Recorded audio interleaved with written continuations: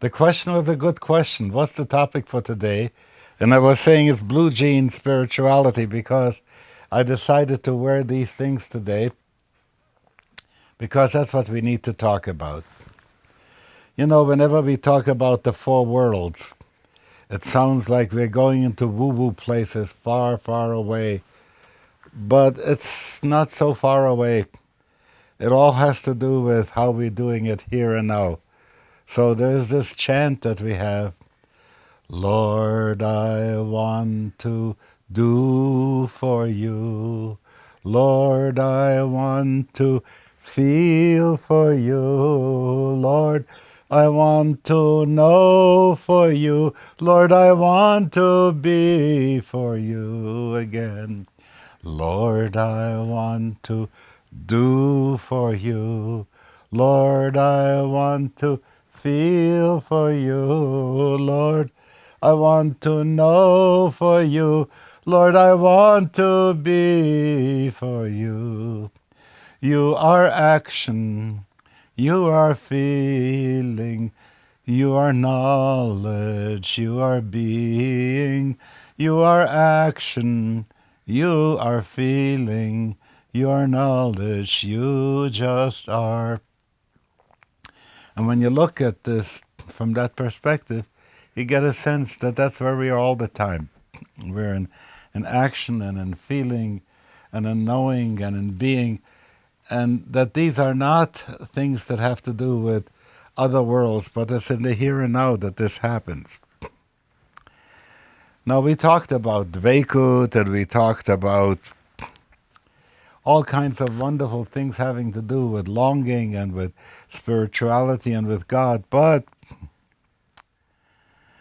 today I want to talk about the spirituality in a very simple way, because my friends, the Siegel brothers, used to sing.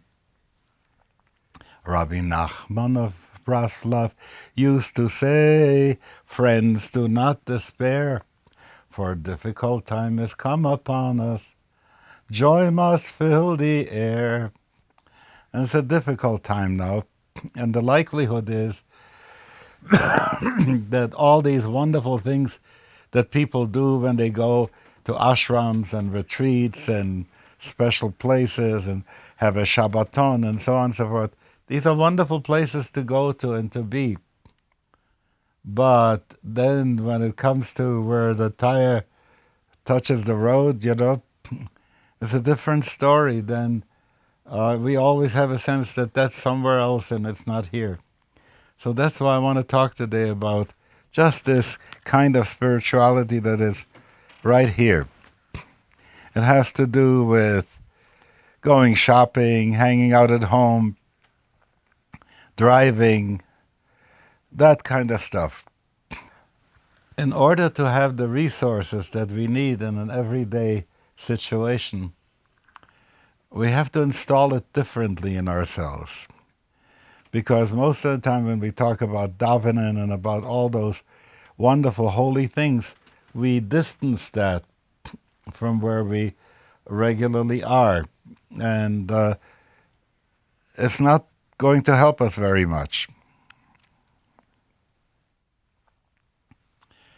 There is a wonderful line in the daily davening that says, Ukedoshim bechol yom yahalelu chasela. The holy ones, every day they praise you. But I read it, Ukedoshim bechol yom, those who are holy in the everyday, they praise you. The real praise for God is not the holy that the people have when they're in holy places, but in the everyday. So, take a look how basic that is to our Jewish life. We have tzitzis, the garment, and it says they will remind you, you know, what it's all about. We wear the tefillin in the morning, that's to remind us what it's all about. So, the door, we have a Mezuzuah on the door to remind us you're going from one realm into another realm, one domain into another domain. Stay awake, stay aware when you're there. Don't space out. So these are the everyday reminders that the Torah gives us, and that's why it is the sophistication that comes into the routines of every day that really makes for ukedoshim b'chol yom yalalu chasela, that holiness that is the everyday holiness.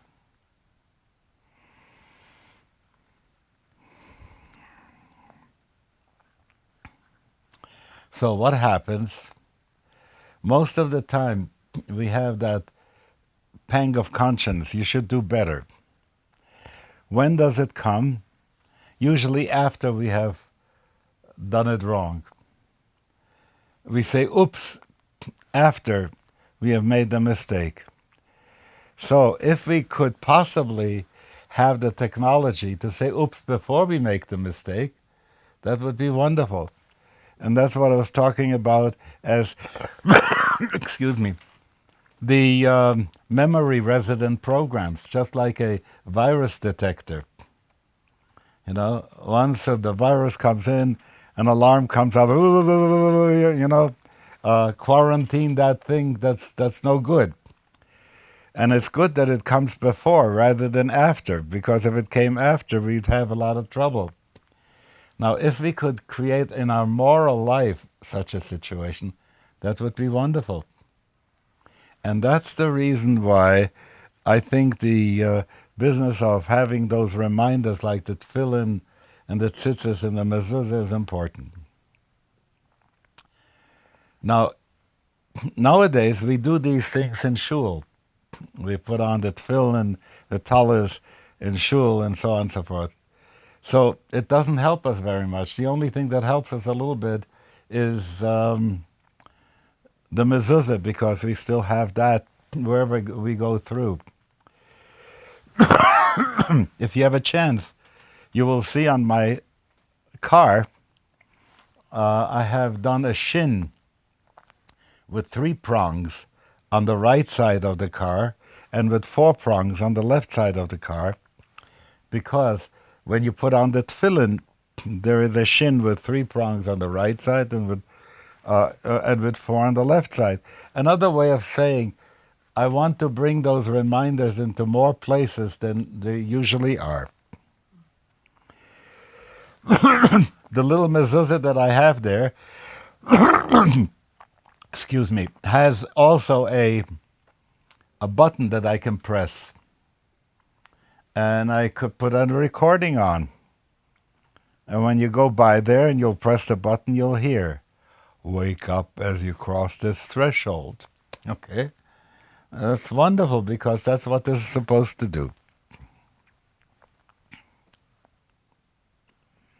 So we have ritual routines that we do, but we do them, I would say most of the time, asleep. You know, we don't wake up enough for them.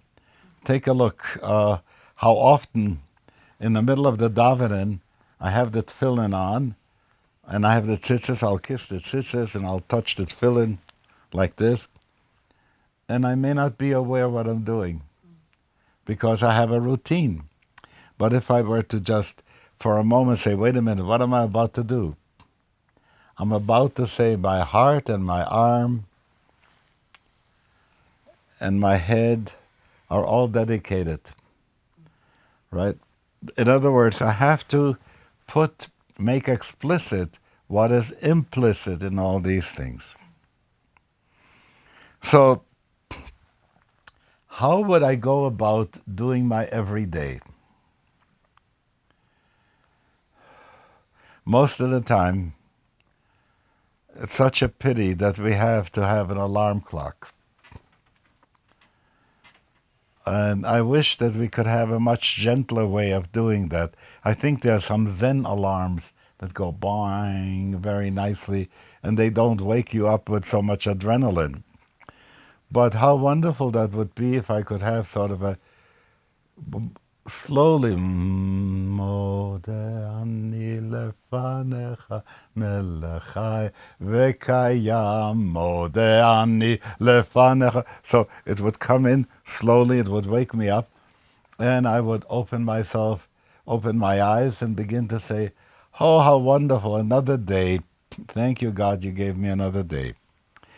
Then, if I at the beginning of the day say to myself, so don't forget, there'll be middle of the day times, I want you to stop what you're doing, and I want you to make a connection. Log on again, See if you're connected through the inner net to where you have to be. Then, at that morning moment, if you can make an act of will, that's an interesting word that I'm using, act of will, which is to say, I want to, well, take a look. When you give me that microphone, you arm the microphone by invoking the battery so that the battery should do its thing. In this way, we want to arm our will by saying, if during the day I have a moment, I want to remember. In other words, I set it up right in the morning that I will be able to tune in during the day to Shiviti and to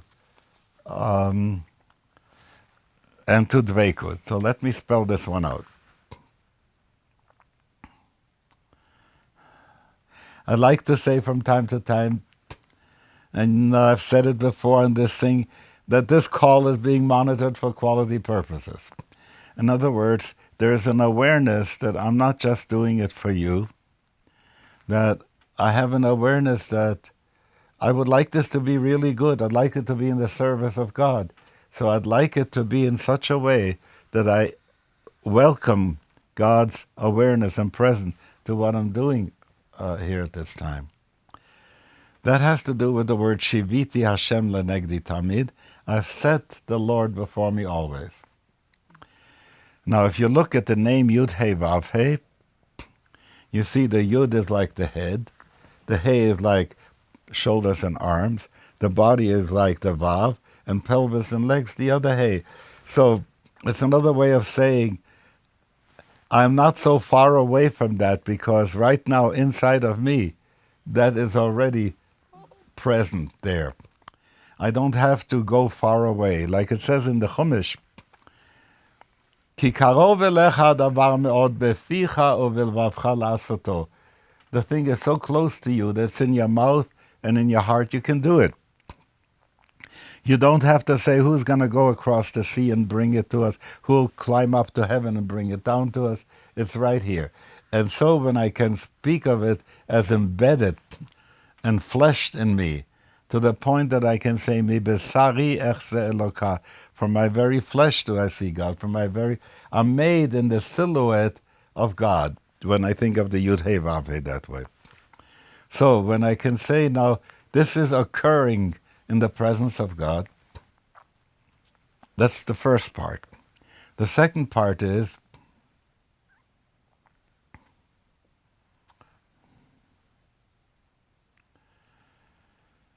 in order to do it right, and in order to do it with full energy, I can't do it by myself. I have to be plugged in. And that's what we call by the name of DEVEIKUT, cleaving, being together. So I want to say, Rebbeinu Shalom, Hanotin leyayev koach, you are the one who gives energy to someone who is tired. I'm opening myself so that the flow of energy should come into me at this point, so I might do what I have to do. So I don't have to do it with my energy alone. That's so important. Because it's not about me. I am deployed to do a task, and if I allow for the one who deploys me, whose agent I am, rather than I'm not the cause, I'm the agency through which it happens, that's called DEVEIKUT in this sense. So, how would you do that in a modern way when you want to have some reminders on. I don't know what you use for a screensaver, but each one of my machines has a sentence on the screensaver that is a reminder, a sentence in Hebrew that'll be going along and say, one of them says, we don't know what we are to do until we get there. It's taken from the Bible.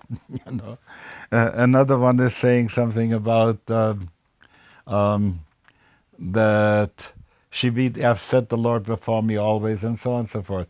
So I would want to say that screensavers are a good thing.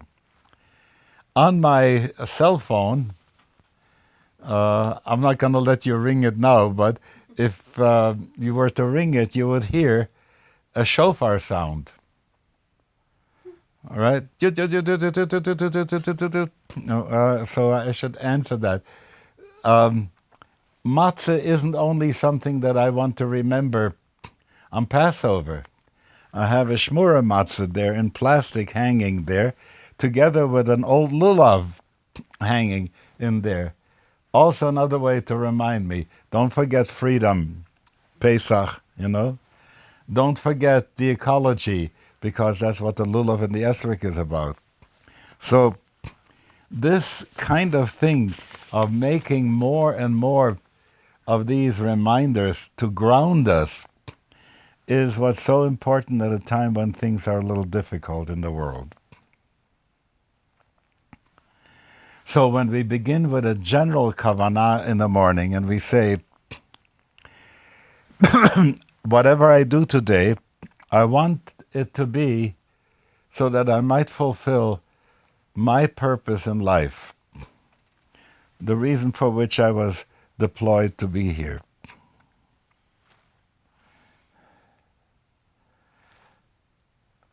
Sometimes people think of mitzvahs, of the commandments, a commandment.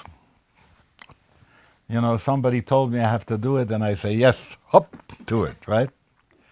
So there were some people in Germany at the time when Buber and Rosenzweig were having their Lehrhaus, and they were discussing the thing of mitzvahs. And one of them said, mitzvahs are Gesetz, they're the law. They're setting the law. The other one said, they're Gebot. Gebot, there is someone who has commanded you and he tells you right now to do it. And then there was Rabbi Leo Beck. I don't know if you heard of him. Rabbi Leo Beck was a reason for one great embarrassment in my life. I used to be in New England, in New Bedford, and there were a conservative and a reform rabbi, and the three of us used to go around doing something about Judaism to people and to talk about each one about what we can offer. At one point I was saying, a religion is in the business of making saints. In Orthodoxy, I was very much card-carrying Orthodox then. In Orthodoxy, we have saints. Where are your saints? The conservative rabbi couldn't say anything. It was before Professor Heschel marched with Martin Luther King and so on. But the Reform rabbi said, what are you going to say about Leo Beck? And I was silent, because Leo Beck was a rabbi in Bergen-Belsen, in the concentration camp, where all those children were. I never saw a butterfly, and so on and so forth. And he is the one who kept the morale of people going and was a saint. So he was talking about, it's not gebot, it's not a commandment, it's not a law, it is a secret. A mitzvah is a secret shared between the soul and God. And I love that a great deal. Because when I look, for instance, sometimes even I may be at some kind of a gathering. She's on the other side of the room, I'm on this side of the room, and then we have a glance with each other, give a little sign, which says, I'm busy talking with these people, but don't forget I love you. There is that wink of caring. And that is what we can do in the middle of the day a lot of time. I can do it right now. I wink at you, Rabbi Shalom. I hope you like what I'm doing. Okay? It's that in the middle of things. If I were a waiter, I would want to serve the food, put it on the table in front of people with a wink. At that point, saying, God, let it be in good health for them or something like that, These are little tiny moments of awareness that are called arrow prayers. Arrow prayers. You shoot them off like an arrow, You don't linger long with them. You just send it off. It says that Jacob was talking, saying that this is how I dealt with it with my sword and with my bow. And so the translation is Betzluti uve'uti, with my prayer and my worship. In other words, what is the sword that he used? It was the ability to pray for that.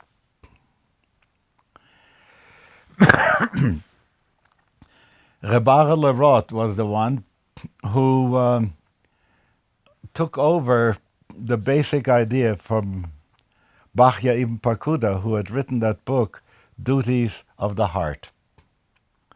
Because we have 613 commandments, duties, if you will. And some of them are done with action.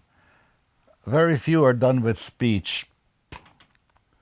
Rabbinic commandments have a lot to do with speech, but scriptural commandments don't have a lot to do with speech. They're just more action. But there are some commandments that have to do with awareness.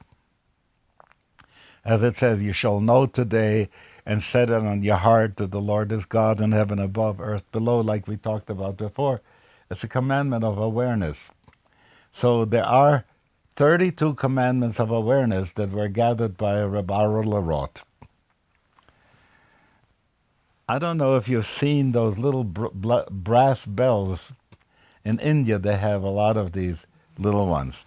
In my car, I have one of them hanging.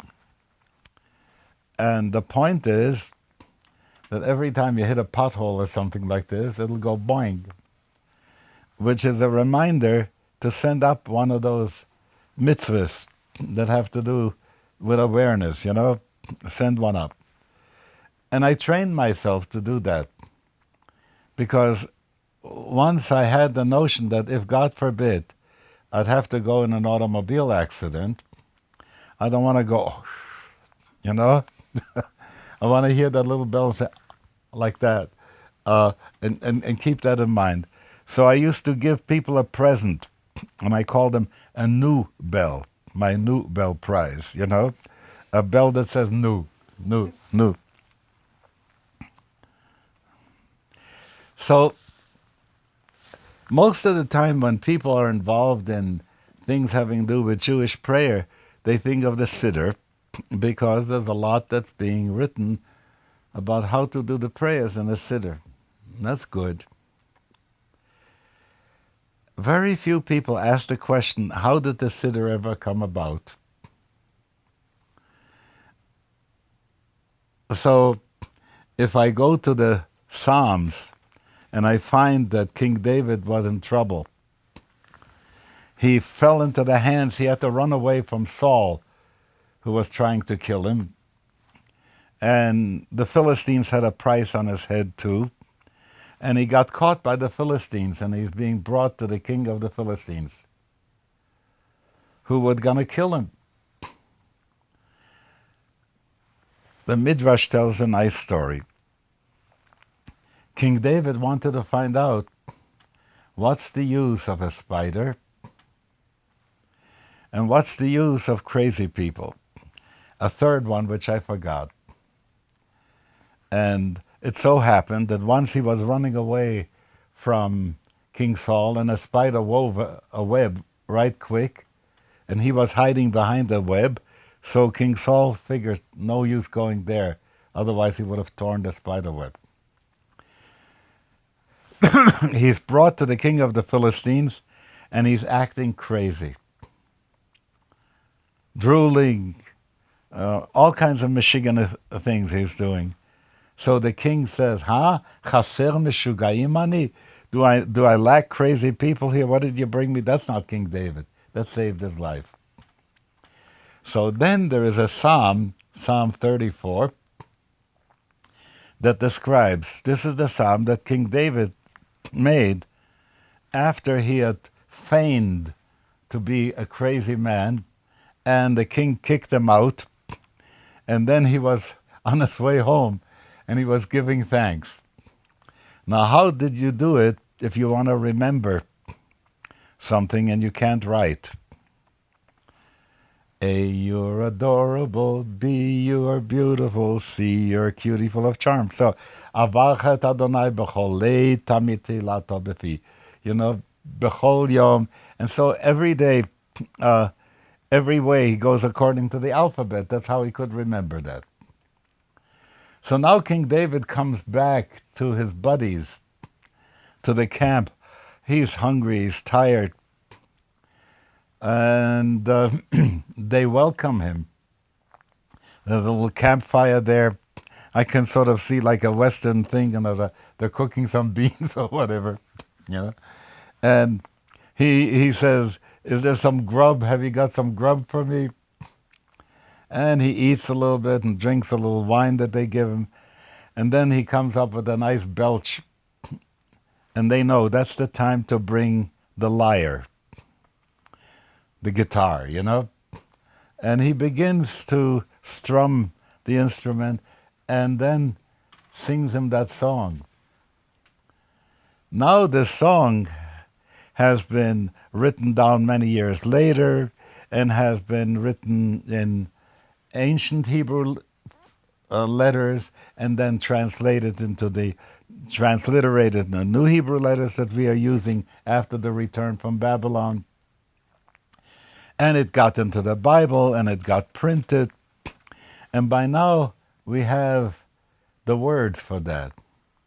But where is the sentiment that was there in the first place when he was saying, oh, my life was saved, it was so wonderful? Okay. So I call the prayers in the prayer book, I think of them as freeze-dried prayers. You know, freeze-dried, like the soups. You have a freeze-dried soup. If you're hungry, if I give you that to eat, a spoon with a little can and no water inside, wouldn't have any time. But that's what happens for most people when they get the siddur. It's like freeze-dried experience being put to them in such a way that they have to do something. They have to make it juicy first. So we have now a whole bunch of these things that people had written that they were excited about, and the rabbis have come and said, this is what you need to recite.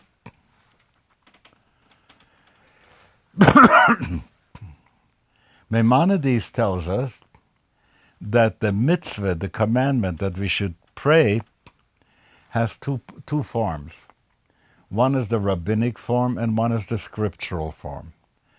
The rabbinic form is that in the morning you do this prayer, in the afternoon you do that prayer, in the evening you do another prayer.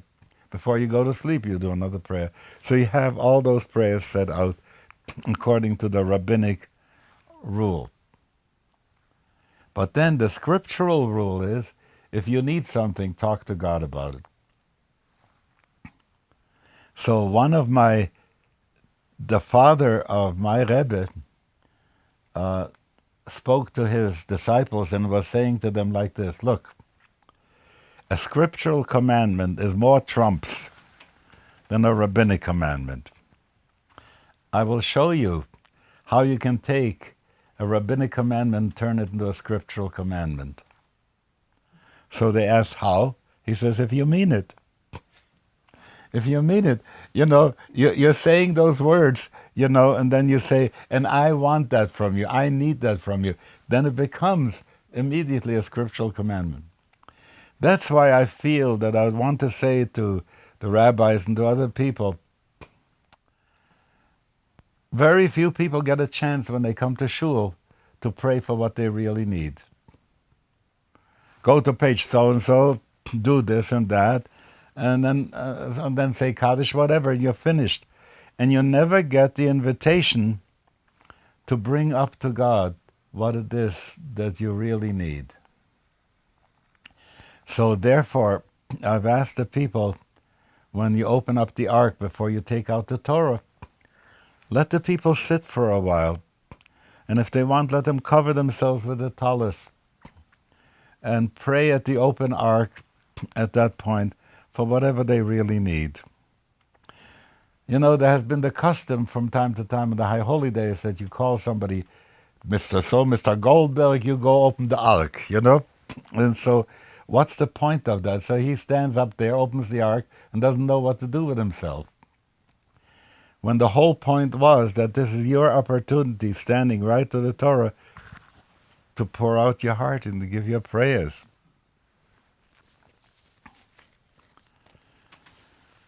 So I wanted to get this out and then make a switch. Imagine you now are saying, okay, these are the things that I will do at home. At home, when I get up, I'll make up my mind that during the day I will keep that in mind. When I am about to eat, I'll say a blessing for the food. After I've eaten, I'll say a blessing after that. When I go to the bathroom and I wash my hands afterwards, I will say the blessing, thank you, God, for giving me a body that works. All that's wonderful. So we have home observance stuff. I will yet at another session talk about how we do this with the family, the sharing. But what is it that you need to do when you go to Shul? How do you make Shul count for you? Because for many people, I want to say this is a sad thing to say, many shuls today have become life cycle facilities, life cycle celebration facilities, weddings, funerals, bar mitzvahs, and so on and so forth. And most of the time, the people don't show up. The people who come every time to Shul, even if it isn't such a thing, they take it a little more seriously and they want to do something. But the question is, what is it that they need to do to prepare themselves to go to Shul?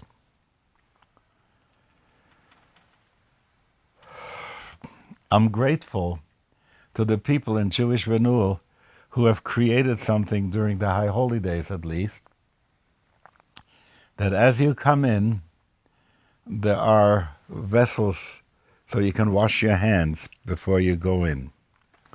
In Europe, that used to be part of the routine. Among the Maimonides, they wash not only their hands, they also wash their feet because they come to Shul, barefoot, and so they wash their hands and their feet just like the Muslims do. And it's not generally being done, but if I ask myself, how do I want to enter? There was a whole thing about we are doing this later on and start singing, but it wasn't so much meant for singing, it was meant for entering in.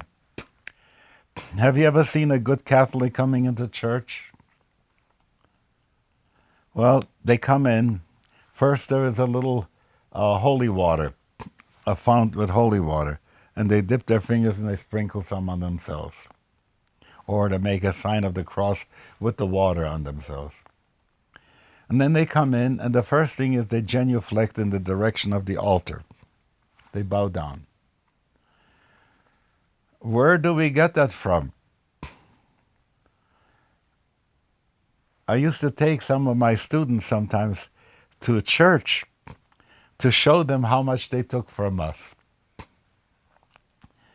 For instance, the priest before Vatican II used to wash his hands before, as part of the Mass, before he begins with the sacrament. And he would say, I wash my hands among the innocents. As the Hebrew is, Erchatz b'nikayon kapai v'asova v'mizbechacha ad Hashem. I wash my hands in purity, and I circumambulate. I walk around your altars, O Lord. So in the Torah it says that when the priest is about to go, the Kohen is about to go, he has to wash his hands and his feet on entering the sanctuary. I would like to see people take a stop before they go in. I would like to see that the ushers should say, you want to talk? Talk outside in the lobby. Once you go in, sit quiet and prepare yourself for prayer. If there would be some nice music, quiet music in there to help people meditate, that would be fine. But don't talk. I used to do that when I was teaching at Naropa. On those Wednesdays, I would ask the people, when you come in, sit quiet for a while. Prepare yourself, because if I have to interrupt the social thing and say, stop talking, then there is no receptivity. You have to create a receptivity. That's the first thing. Then they would say, Va'ani, Ma tovu ohalecha Yaakov, how good are your tents, O Jacob, your dwelling place, O Israel. Va'ani berov chazecha abo betecha, eshtacha ve'el heichal kodshecha v'yiratecha. And I, in the abundance of your grace, enter your house, and I bow down before you. You get the idea? The sense was that there is a presence there more than outside. On the one hand, we say the whole world is filled with God, but on the other hand, that's what a sanctuary is. I'd like people to walk in on tiptoe. Beveit Elohim nahalech beragesh. Into the house of God we shall enter in a feeling way. So, when people go to Shul, it's not going to happen if you don't set an intent. What do I want to do today? Today, in going to the Shul, I'd like to give thanks for the week. I like to pray for my friend who is mourning the loss of a mother. I want to pray for my friend who is sick. I want to pray for the ecology. I want to pray for the president, that with all the pressures that he has, if he can make it through these 8 years and not go crazy, I want to pray for that, It is such responsibility. Whatever, I set the intent, this is what I'm going to do when I come to Shul. Then I want to give thanks. I want to say, Rabbi Shalom, Shabbos, I'm so glad to come. It was a good week. Some good things happened this week. I want to thank you for them. Okay? Then, you never walk into a shul without looking around, You want to see who's there, In that first look around, I want to be able to look around. Oh yes, I love you all. Because it says that before you pray, you should say, Ve'ahavta l'reacha kamocha. I want to fulfill the commandment of loving my neighbor as myself. And when I get into that place with that attitude, two things happen. I give up a jealousy. Imagine I don't like Mr. So-and-so. Why? Because he didn't give a big enough donation, okay? And he could afford more. Do I want that guy to be able to achieve his total realization? No. I don't forgive him. I don't want him to have that. But it's important to be able to go to Shul and say, you and you and you and you, all of you, may you at this day in the daven achieve the highest possibility. By opening that up, I open it up for myself too. So look around and open yourself to love. to as many people as you see. The likelihood is that you may have some judgment on people. So the first thing that you can do is, dear God, whatever it is that I have a judgment about this person, remove that judgment from me, and remove also the need to have a judgment about that, so that they should be able to do better. There was a great Hasidic master, Reb Pinchas of Koritz, who raised the question, why is it that we pray for other people to become better? So it's like saying, I want that person not to have choice. I want the free choice to be taken away from that person. It's not fair. So he says it's okay, because we are all part of each other. We are like holographic parts of each other. I have the you and me, and you have the me and you. If I pray for the you in me to be better, then the me and you does something good for you, then the you and you becomes better. You see, so that it's seen as an organismic thing, not as a moral thing, to be able to think of other people in a good way. To forgive the people to the highest, the greatest realization.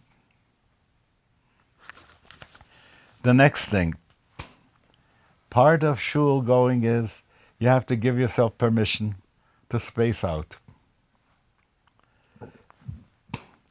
Comes a beautiful line.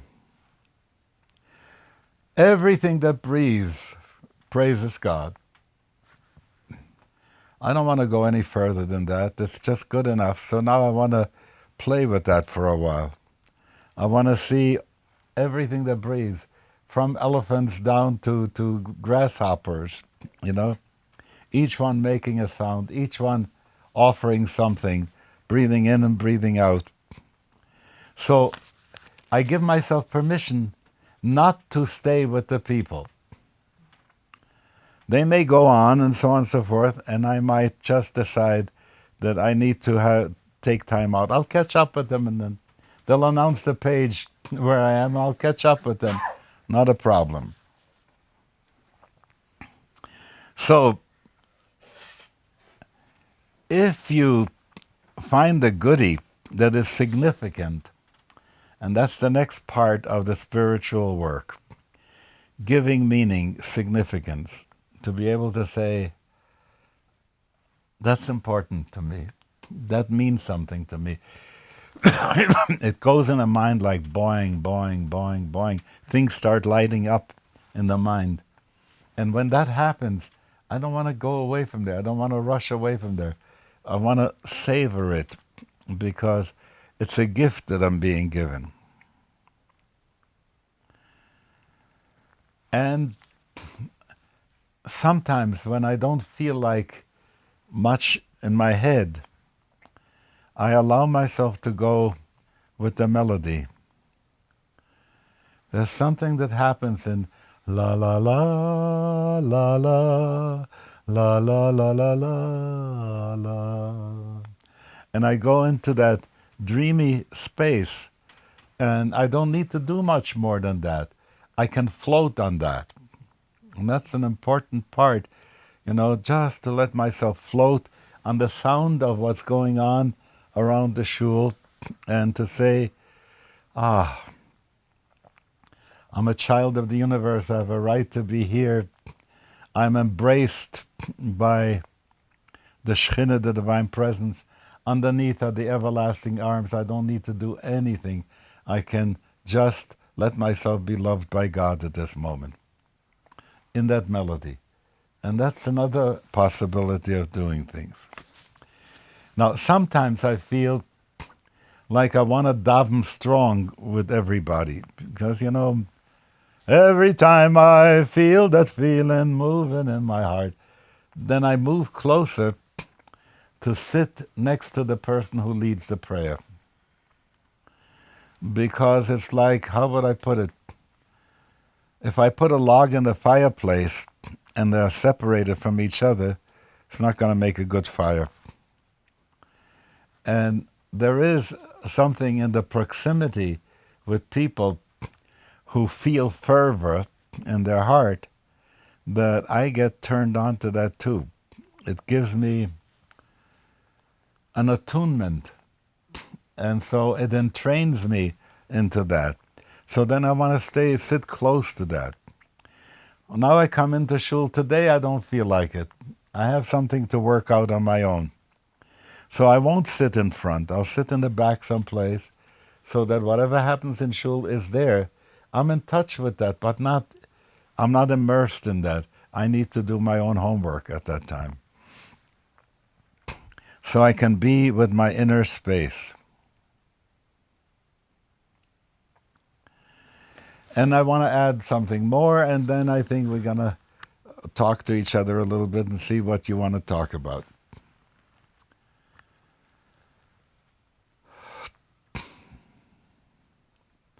There is a wonderful psalm that goes, this is a prayer of Moses. And I imagine him sitting alone during those 40 days on the mountain, waiting for when he gets called again to be receiving revelation. And he is looking over his life, and he says, God, you have been our dwelling place from generation to generation. I translate it, in each incarnation I was at home with you. Before the mountains were born, you were there. 1,000 years in your sight is like a day gone. Yeah, so can you imagine I'm reciting these words in the siddur, and I decide to put the siddur down, and I give myself the luxury to go in my imagination to how Moses may have felt with that. When people talk about Abraham, God is the God of Abraham, the God of Sarah. If I can get into their head, I get such a different hit of what it means to be a Jew and a descendant of Abraham, Isaac, and Jacob. If I talk about the Baal Shem Tov, and I can ask myself, what must it have been like when the Baal Shem Tov was praying, Do you see what I'm getting at? If these are the kinds of imaginary visits that I can make into... I was talking to my son, Yotam, about the spiritual Disneyland.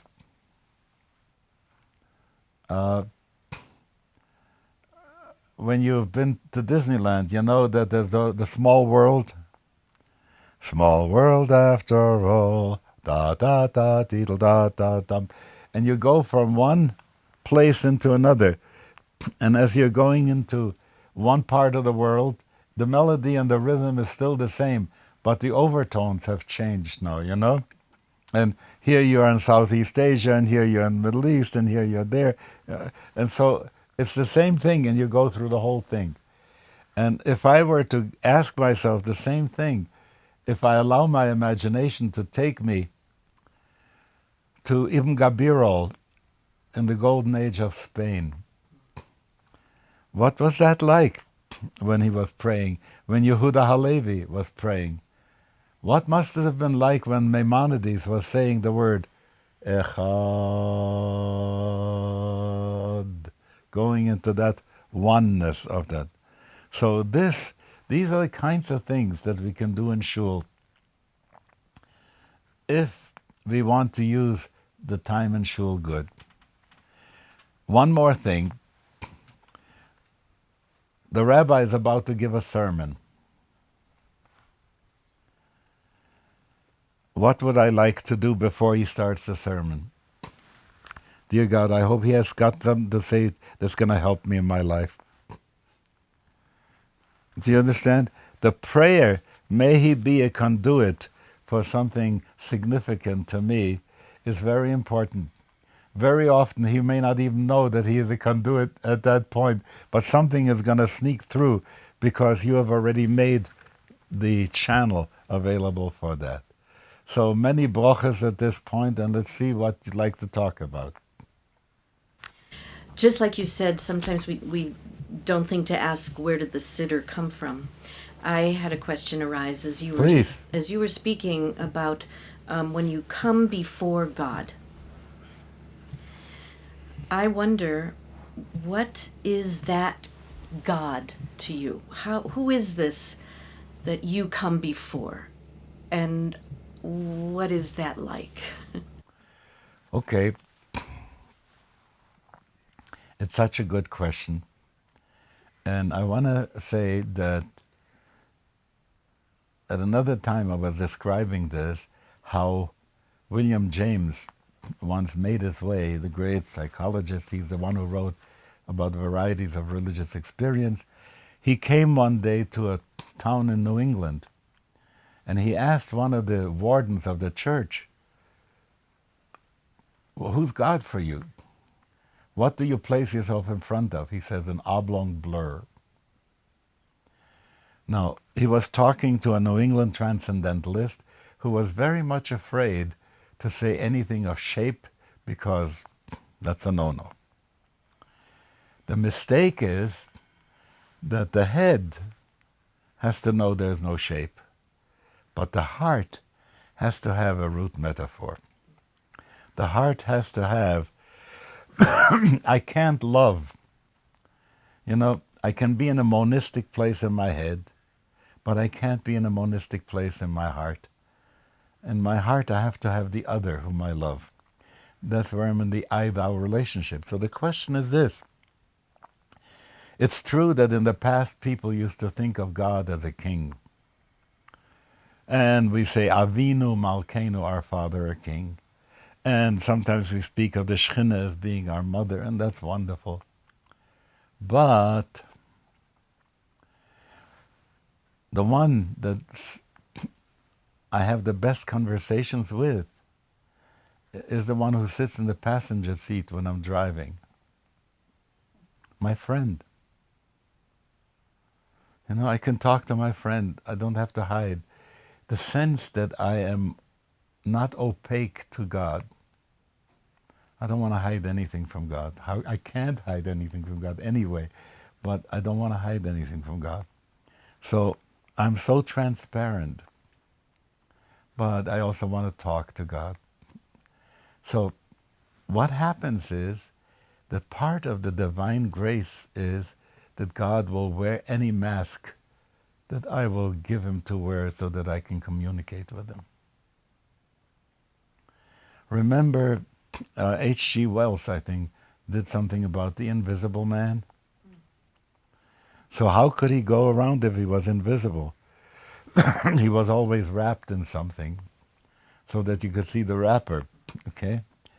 We provide God with an image. Sometimes a terrible image, a terrifying image, and that also has happened for people. But the more I feel myself into our place today, the more motherly is God for me.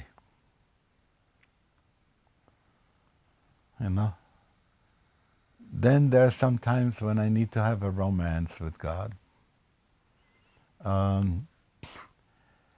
Because so little enchantment is around. And if I don't have that romantic feeling, and the Sufis are full of that, Rumi is full of that, but our own people were full of that same thing, the Baal Shem and all the other mystics. They had a romance going with God. So when you say, who do I place myself in front of? I want to say, check out what image will allow for you the most heartful exchange with God. Okay? So sometimes a physical thing like a candle burning is also helpful because it gives you a focus. Anybody else? I wonder if you can say something about God as the moment, or as the present moment, and kind of how when you were talking about how, kind of the mind and the heart, and there has to be a love and a relationship, I know sometimes I can just kind of bring my awareness to what feels like, I would say, I'm present. I'm aware of my sensory impressions, and I feel present, but I might not feel connected with my heart. I might not feel emotional. I might not feel connected to my feelings. But I do feel that there's some way in which the moment is, for me, some way that I feel that's where I find God, or that's what I would call God.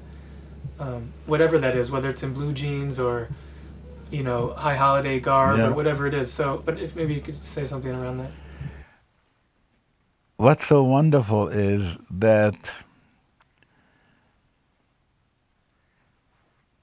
we are not just made of one piece. If I were to describe my circle of 360 degrees, there's so many Zalmans around, And sometimes it is that one that says, listen, I don't need to color anything in. I don't need anything fancy. I need to just be, am I right here? Am I right now? Am I in this space and fully here, okay? And that's enough. Sometimes I want it with a little bit more, how would I say, jam on top. I want to give it a flavor. But I'm not going to say that just because it doesn't have this flavor or that flavor, that it's wrong. I want to say something that's really crazy. For most people, they wouldn't want to think that it's even nice to talk about. But sometimes you have cramps and you sit on in the john, and the belly hurts. Where are you with that? Is it possible to say, I'm with God? Take a look. A mother is about to give birth, and she is in labor. I think it's such such a moment when what I'm experiencing, what I'm feeling, what I'm with at this moment, I don't want to withhold this either. At that point, I really need to be knowing that I'm not alone, that I'm not suffering this by myself, that I'm working with the flow of life and so on. So when you come to the flow of life, I want to say, L'chaim, L'chaim, we're coming to the end of the tape. So be well, and many brochas, wherever you're going to be in your blue jeans.